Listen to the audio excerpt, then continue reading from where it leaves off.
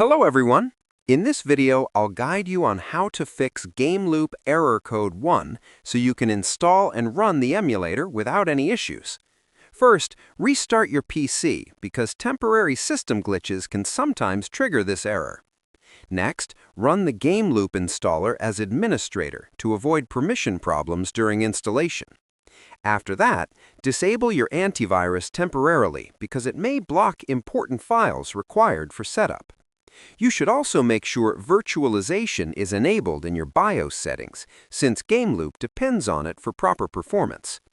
Another important step is to update your graphics drivers to the latest version to avoid compatibility issues.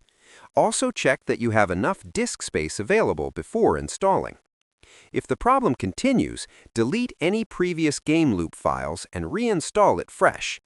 Finally, restart your PC again and launch the emulator, and error code 1 should be resolved.